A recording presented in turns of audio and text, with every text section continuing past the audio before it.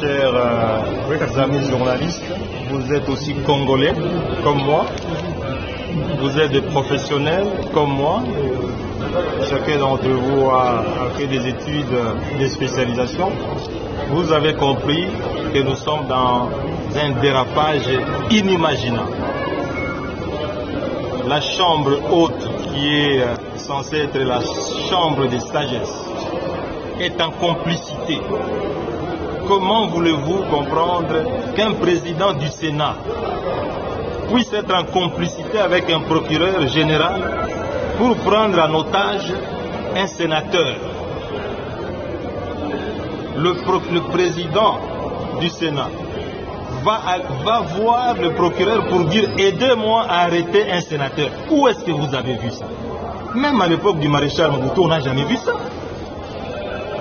Même à l'époque du maréchal Mobutu, on n'a jamais vu ça. Un président du Sénat se met en complicité avec un procureur pour arrêter un sénateur, un ancien premier ministre.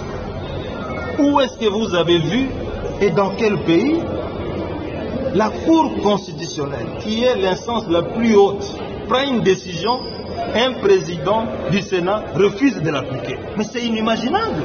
Est-ce que vous vous rendez compte, chers amis journalistes, le niveau de dérapage dans lequel nous sommes aujourd'hui? Ce qu'on appelle état de droit, un président du Sénat peut refuser de mettre en application une décision de la haute cour, tout simplement parce que ce que le président cherchait, qu'on puisse condamner M. Matata, n'a pas été appliqué. Chers amis journalistes, où est-ce que vous avez vu un dossier qui est clôturé sans suite, où un procureur général demande pardon à quelqu'un, mais il ne clôture pas le dossier? Mais justement, c'est le président du bureau qui a demandé au procureur de ne pas clôturer le dossier. Comment il va le notifier? J'ai demandé au président du Sénat, c'est vous qui avez levé mes immunités. C'est vous qui avez reçu la lettre du procureur général. Moi, j'ai vu le procureur général qui m'a dit que M. Matata, votre dossier est vide et nous devons le classer sans suite. Mais il n'a jamais clôturé. Mais demandez-lui qu'il puisse vous dire qu'est-ce qu'il en est. Mais le président du Sénat dit, je ne peux pas lui écrire. Comme c'est lui qui lui a demandé de ne pas lui écrire, vous comprenez qu'il ne peut pas lui écrire. Mais ça, c'est un jeu d'enfant. Est-ce que vous avez reçu l'acte de notification de la Cour constitutionnelle? Avez-vous reçu l'acte de notification? Mais il a reçu ça. J'étais avec lui dans son bureau le mardi et il m'a dit que j'ai reçu ça. Il m'a dit dans son bureau, et je l'ai dit d'ailleurs tout à l'heure.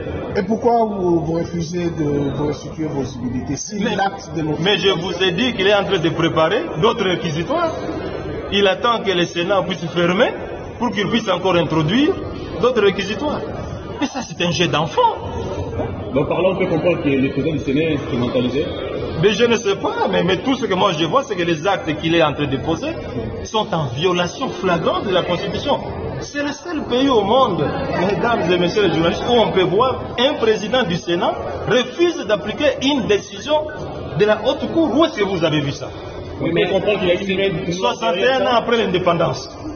61 ans après l'indépendance. Et pourtant, les arrêts de la Cour sont exécutoires. Mais ils sont exécutoires. Alors, si on fait ombrage, quelle autre démarche pourrez-vous faire? Moi, je ne sais pas. Je vais m'adresser au secrétaire général des Nations Unies parce que qu'est-ce que vous voulez que je fasse? Mais vous l'avez déjà écrit. Mais je vais lui écrire de nouveau. Qu'est-ce que je peux faire? Alors, une question de curiosité. Qu'est-ce que l'honorable Matata se reproche du dossier de Banga? Je ne me reproche rien, mes chers amis, pour vous dire que c'est un scandale. C'est un scandale qui se fait malheureusement après 61 ans d'indépendance. Vous dites quelqu'un, il a détourné 140 millions de dollars. 2 semaines après, le procureur qui a écrit qu'il a détourné 140 millions de dollars dit « Je vous présente les excuses et je vous demande pardon ». Non, attendez d'abord de terminer. Moi, je vous dis que vous avez volé 140 millions de dollars. 2 semaines après, je vous dis pardon. Est-ce que c'est sérieux? Dites-moi, est-ce que c'est sérieux? Aujourd'hui, on fait... Deuxièmement, Boukangalonzo. On dit que M. Matata a détourné 204 millions de dollars américains. Et on dit ceci, c'est M. Christophe Grobler, qui était le gestionnaire du parc agro-industriel, qui m'a remis ça. L'inspecteur des finances, Gilles Alinguite, les confirme. Le procureur général, Jean-Paul Mukolo, les confirme. M. Christophe Grobler arrive ici à Kinshasa. Ça fait 1 mois et demi qu'il est ici. L'inspecteur général des finances le fouille. Le procureur général le fouille. Lui-même, il passe à la télévision. Je suis ici pour témoigner que je n'ai rien donné à M. Matata. Mais si le Sénat ici a besoin de savoir la vérité, mais le Sénat n'a qu'à appeler le procureur général ici, qui m'a demandé pardon pour dire vous avez dit que M. Matata a détourné 140 millions de dollars. Venez nous dire ici que vous lui avez demandé pardon. Mais Mukolo Jean-Paul, il est ici à Kinshasa, il n'est pas en Europe. Deuxièmement, M. Christophe Grobler, qui m'a remis l'argent, il est ici, mais que le Sénat l'appelle. Mais ce Bat, il est en train de dire des choses que même un enfant de 10 ans ne peut pas accepter. Vous êtes président du bureau du Sénat. Vous voulez savoir si M. Matata a détourné l'argent. Mais les 2 personnes qui sont intéressées, mais sont ici. Mais il n'a qu'à les appeler. Vous avez compris? Merci. Donc c'est du chantage, c'est de l'acharnement.